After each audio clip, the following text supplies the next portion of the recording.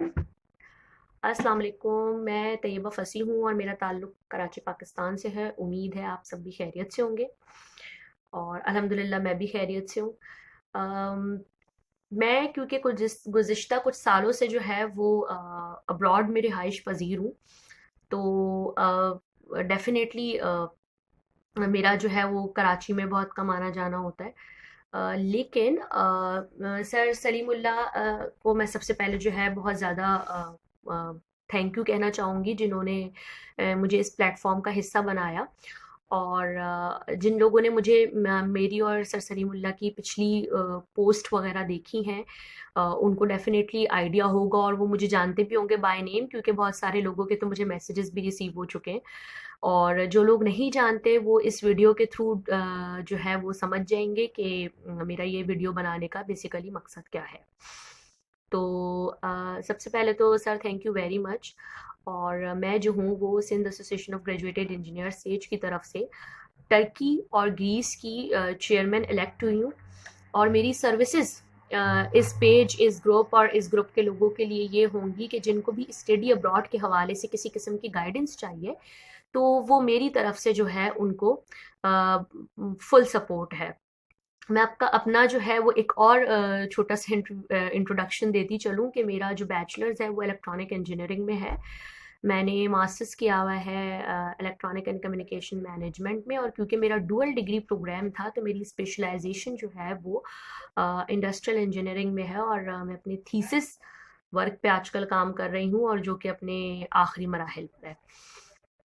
तो एकेडमिक्स की तरफ से काफ़ी जो है वो नॉलेज है बाहर की कंट्रीज़ की भी, क्योंकि बहुत सारी अपडेट्स आती रहती हैं।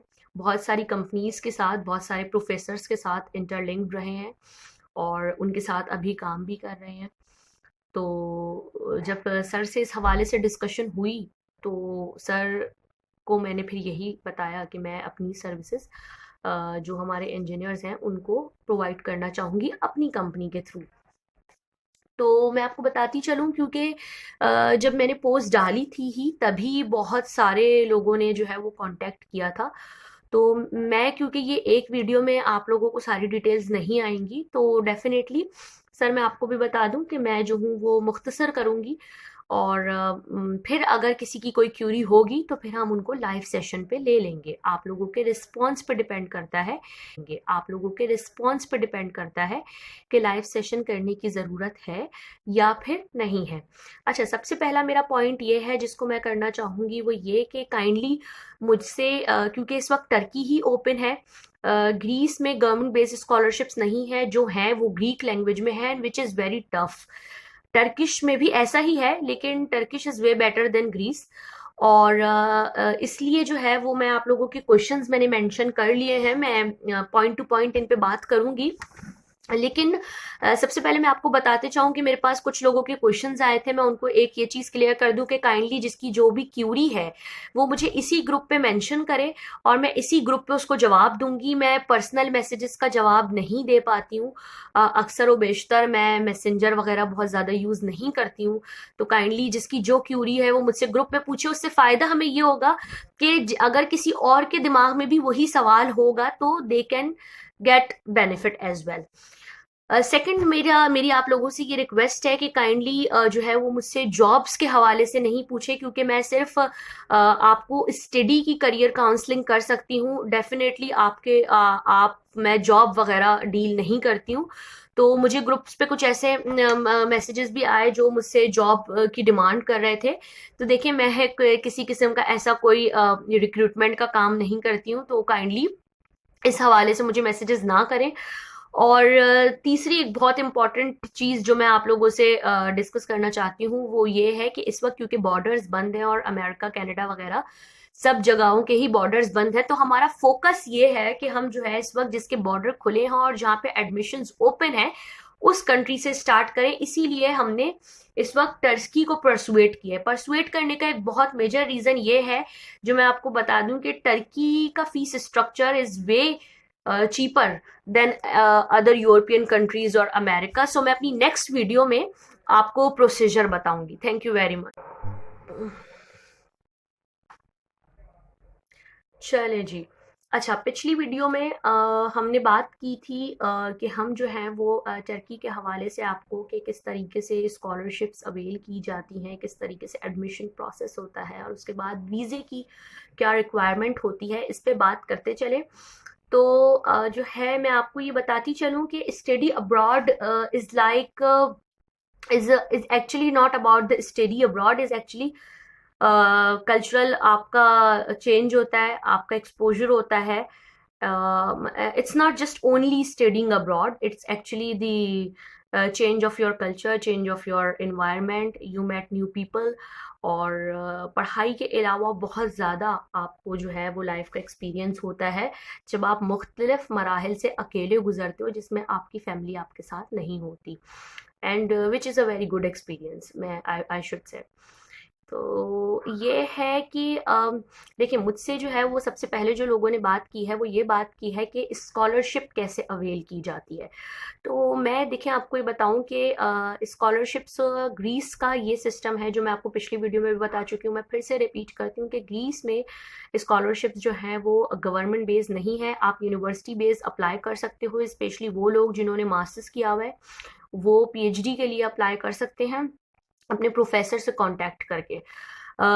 टर्की में तुर्की बुर्सलरी है, और भी 2-3 ऑर्गेनाइजेशंस के थ्रू जो है वो नॉन प्रॉफिटेबल ऑर्गेनाइजेशंस हैं जो स्कॉलरशिप्स देती हैं, बट उनका एक पर्टिकुलर क्राइटेरिया है, हम उसी को डिस्कस करेंगे। पहली बात तो ये कि फुली फंडेड स्कॉलरशिप के लिए your academic record must be marvellous. आपकी परसेंटेज प्लस, चाहे वो बैचलर्स हो चाहे वो मास्टर्स हो, आपका जो है वो टोफिल हो, और अगर आप दे सकते हो तो आपका जीआरई हो।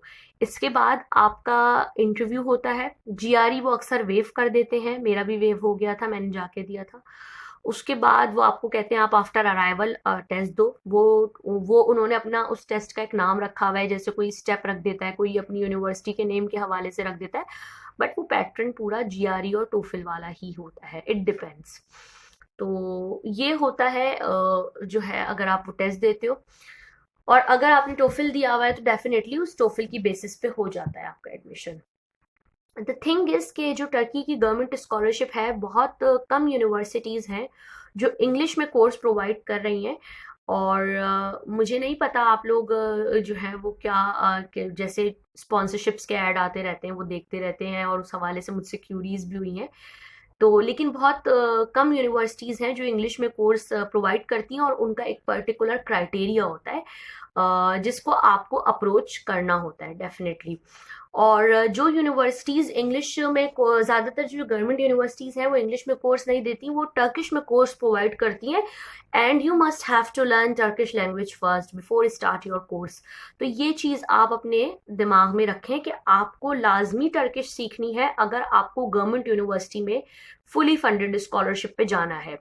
और कुछ यूनिवर्सिटीज मास्टर्स लेवल पे, ऐसे बैचलर्स की बात फिर भी मैं नहीं कर रही, इंजीनियरिंग के लिए 1 या 2 यूनिवर्सिटीज हैं जो बैचलर्स में इंग्लिश में कोर्स दे देती हैं, बट उसमें भी कोटा बहुत कम होता है। लेकिन मास्टर्स के लिए आपको फिर भी कुछ यूनिवर्सिटीज मिल जाएंगी जो इंग्लिश में कोर्स दे देती हैं। अब हम आ जाते हैं प्राइवेट सेक्टर की यूनिवर्सिटीज में।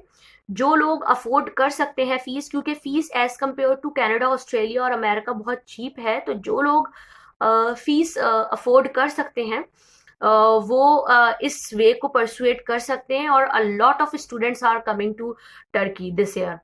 तो ये आपके पास बेस्ट टाइम है अप्लाई करने का। कोविड-19 और कोविड-21 और कोविड-20 की सिचुएशन के बाद यूनिवर्सिटीज़ ने बहुत अच्छा लेवरेज दिया है, और 75%, 50% और 25%, इट डिपेंड्स। जब आपके डॉक्यूमेंट्स जाएंगे, चाहे वो आप किसी के भी थ्रू कराओ, किसी कंसल्टेंट के थ्रू करवाओ या डायरेक्ट यूनिवर्सिटी के हमारे थ्रू करवाओ, तो उसमें ये है कि जब आपके डॉक्यूमेंट्स जाएंगे तो उस बेसिस पे हम आपको बता सकते हैं कि आपको कितने % स्कॉलरशिप मिली है। ठीक है, for bachelors and for masters, but this is very good opportunity for those ones जिन्होंने बैचलर्स किया हुआ है और वो मास्टर के लिए आगे परसुएट करना चाहते हैं। ठीक है। अच्छा, तीसरी इम्पॉर्टेंट चीज़ मुझसे पूछी गई थी, वो मैं आपको बता देती हूँ, वो है वीज़ा प्रोसेस। तो वीज़ा प्रोसेस के हवाले से मैं आपको ये कहूँगी कि इस वक्त टर्की का वीज़ा प्रोसेस 95% है और एप्लीकेशन और डॉक्यूमेंटेशन बहुत आसान है। Thank you very much. मैं नेक्स्ट वीडियो में, मुझे नहीं पता आप लोग जो है वो क्या जैसे स्पॉन्सरशिप्स के ऐड आते रहते हैं वो देखते रहते हैं और उस हवाले से मुझसे क्यूरीज भी हुई हैं। तो लेकिन बहुत कम यूनिवर्सिटीज़ हैं जो इंग्लिश में कोर्स प्रोवाइड करती हैं और उनका एक पर्टिकुलर क्राइटेरिया होता है जिसको आपको अप्रोच करना होता है डेफिनेटली। और जो यूनिवर्सिटीज़ इंग्लिश में ज़्यादातर जो गवर्नमेंट यूनिवर्सिटीज़ हैं वो इंग्लिश में कोर्स नहीं देती, वो टर्किश में कोर्स प्रोवाइड करती हैं।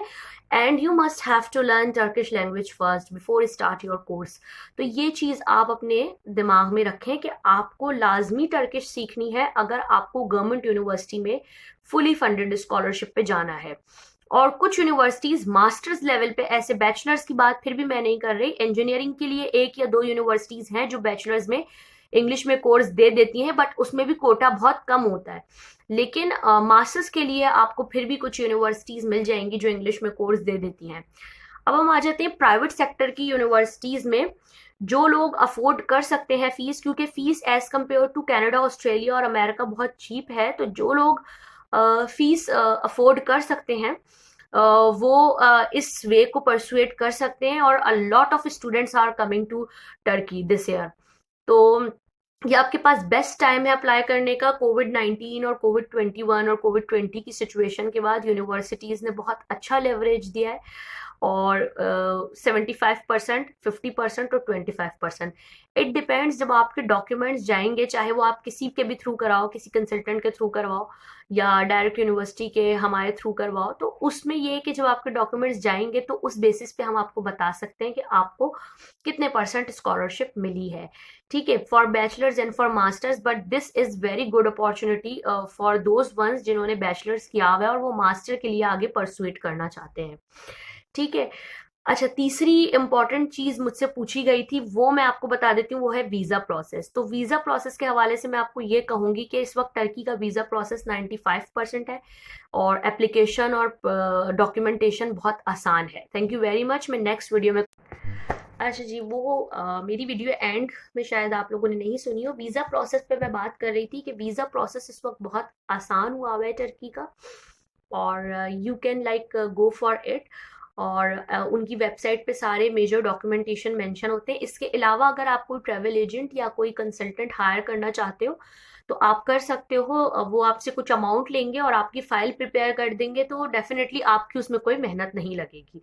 और अगर आप अपने डॉक्यूमेंट्स खुद प्रिपेयर करना चाहते हो तो आप खुद भी प्रिपेयर कर सकते हो। तो वीज़ा प्रोसेस जो है वो टर्की का इस वक्त बहुत ज़्यादा आसान हुआ हुआ है। तो काइंडली जो है वो आप लोग वीज़ा प्रोसेस देख के उसकी वेबसाइट से कर सकते हैं। मेजर चीज़ होती है आपका एडमिशन। एडमिशन के हवाले से आपको किसी भी किस्म की कोई गाइडेंस, और अगर आपने हमारे थ्रू ही एडमिशन लेना है तो वो भी पॉसिबिलिटी है। वो फिर मैं आपको कंसर्न पर्सन का रेफरेंस दे दूंगी, आप उनसे कांटेक्ट कर लेंगे। लेकिन अगर आपको किसी किस्म की गाइडेंस और करियर गाइडेंस चाहिए तो आप मुझसे इसी प्लेटफॉर्म पे गाइडेंस ले सकते हैं। मैं आपकी क्यूरीज का जवाब इसी प्लेटफॉर्म पे दूंगी। और मैं एक बार फिर सर सलीमुल्लाह की शुक्रगुजार हूँ कि उन्होंने हमें ये प्लेटफॉर्म दिया कि जिसमें हम डिफरेंट वैरायटी ऑफ टॉपिक्स पे बात कर सकते हैं। और स्टडी अब्रॉड एक बहुत मेजर टॉपिक है हम सब इंजीनियर्स के लिए। और एक बार फिर मैं इस चीज़ को रिपीट कर दूं कि सर की परमिशन से कि अगर कोई अपने इंजीनियर से हट के अपने कज़न भाई वगैरह की भी बात करना चाहता है तो ये फिर उसके लिए ये है कि आप सर को पर्सनल मैसेज कर दिएगा या मुझे कांटेक्ट कर लिएगा। तो ये है कि हम उनको गाइडेंस प्रोवाइड कर देंगे है। इस हवाले से आप बिल्कुल बेफिक्र रहिएगा। अच्छा, मुझसे 3 इंपॉर्टेंट चीज़ें पूछी गई थी। नंबर 1, गवर्नमेंट जॉब वाले जा सकते हैं या नहीं जा सकते। तो गवर्नमेंट जॉब वाले बिल्कुल जा सकते हैं, उनको एक्स पाकिस्तान लीव लेनी होगी। लेकिन उनकी कितनी सर्विस काउंट होती है, कितनी सर्विस बाद एक्स पाकिस्तान लीव मिलती है, उनका इदारा उनसे क्या रिक्वायरमेंट्स मांगता है, वो सब उनको खुद पूरी करनी पड़ती होंगी। मुझे इतनी गवर्नमेंट के इदारों की रिक्वायरमेंट्स का आइडिया नहीं है। मेरे ख्याल से सर इस बारे में ज़्यादा अच्छे तरीके से आपको बता सकेंगे। और आपके जो बॉस होंगे या जो भी मैनेजर्स होंगे वो। अच्छा, दूसरी चीज़ ये कि जो लोग लेक्चररशिप या प्रोफेसर हैं या किसी यूनिवर्सिटी में हैं तो डेफिनेटली शायद वो उनसे कोई उनकी यूनिवर्सिटी बॉन्ड फिक्स करे और उनको ये कमिटमेंट पूरी करनी हो कि वो पढ़ाई करके वापस आएंगे। तो ये भी एक पॉसिबिलिटी होती है। हम इन पॉसिबिलिटीज़ पे टाइम टू टाइम डिस्कस करते रहेंगे क्योंकि इस वक्त बहुत शॉर्ट है और मैं रिकॉर्डेड वीडियो दे रही हूँ। अगर आप लोगों की क्यूरीज होगी और रजामंदी होगी तो डेफिनेटली हम लोग लाइव सेशन पे भी आएंगे। तो ये है। बाकी मुझसे एक और सवाल किया गया कि फैमिली को सेटल कर सकते हैं या नहीं कर सकते। बिल्कुल सेटल कर सकते हैं फैमिली को। आपके स्टूडेंट जो वीज़ा हो, जो आपका स्टूडेंट रेजिडेंस परमिट बनता है उस पर आप अपनी वाइफ, अपने स्पाउस, अपने बच्चों को बुला सकते हैं और जितने टाइम पीरियड आप वहाँ पे रह के पढ़ोगे आपकी फैमिली आपके साथ रहेगी और उसका जो भी अफोर्ड करना होगा वो तो आपको अपने एंड पे देखना होगा। और सेटलमेंट, सेटलमेंट बिल्कुल पॉसिबल है। After study you have to find a job जो कि आपको वर्क परमिट वाली मिलनी चाहिए। वर्क परमिट पे आपको एक पर्टिकुलर टाइम पीरियड रहना पड़ता है जो भी टर्किश गवर्नमेंट के हवाले से आप रह सकते हो। और फिर उसके बाद आप जो हो you can apply for your nationality और सिटीजनशिप। आपका स्टूडेंट पीरियड जो है वो आपकी सिटीजनशिप में काउंट होता है मास्टर्स और पीएचडी का। तो अपना जो है वो वक्त ज़ाया मत कीजिए। I would recommend, I would suggest, क्योंकि मेरे पास क्यूरीज और मैसेजेस तो बहुत ज़्यादा आए थे लास्ट वीक जब सर ने पोस्ट डाली थी और उसके बाद फिर मैंने भी पोस्ट डाली थी। तो आप सबके इस ऑनर का बेहद शुक्रिया। और लेकिन मैं यही कहूँगी कि हमारे पास क्योंकि वक्त ज़्यादा नहीं है तो अपने आप को स्प्रिंग इनटेक के लिए रजिस्टर करवाएं। किसी किस्म की कोई क्यूरी है तो वो as soon as possible clear करें। मेरा बहुत ज़्यादा ऑन एंड ऑफ पाकिस्तान आना जाना नहीं होता है।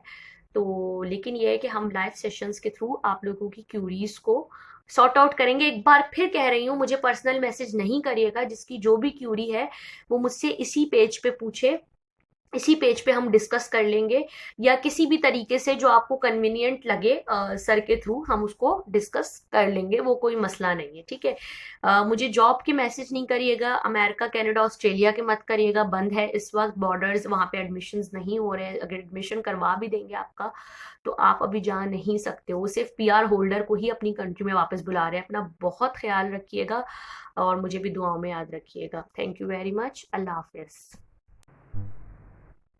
सेशन पे भी आएंगे। तो ये है। बाकी मुझसे एक और सवाल किया गया कि फैमिली को सेटल कर सकते हैं या नहीं कर सकते। बिल्कुल सेटल कर सकते हैं फैमिली को।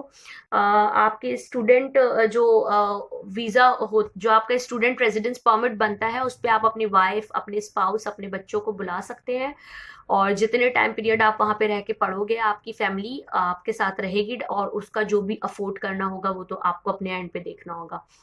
और सेटलमेंट, सेटलमेंट बिल्कुल पॉसिबल है। After study you have to find a job जो कि आपको वर्क परमिट वाली मिलनी चाहिए।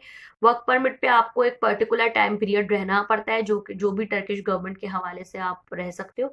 और फिर उसके बाद आप जो हो you can apply for your nationality और सिटीजनशिप। आपका स्टूडेंट पीरियड जो है वो आपकी सिटीजनशिप में काउंट होता है मास्टर्स और पीएचडी का। तो अपना जो है वो वक्त ज़ाया मत कीजिए। I would recommend, I would suggest, क्योंकि मेरे पास क्यूरीज और मैसेजेस तो बहुत ज़्यादा आए थे लास्ट वीक जब सर ने पोस्ट डाली थी और उसके बाद फिर मैंने भी पोस्ट डाली थी। तो आप सबके इस ऑनर का बेहद शुक्रिया। और लेकिन मैं यही कहूँगी कि हमारे पास क्योंकि वक्त ज़्यादा नहीं है तो अपने आप को स्प्रिंग इनटेक के लिए रजिस्टर करवाएं। किसी किस्म की कोई क्यूरी है तो वो as soon as possible clear करें। मेरा बहुत ज़्यादा ऑन एंड ऑफ पाकिस्तान आना जाना नहीं होता है।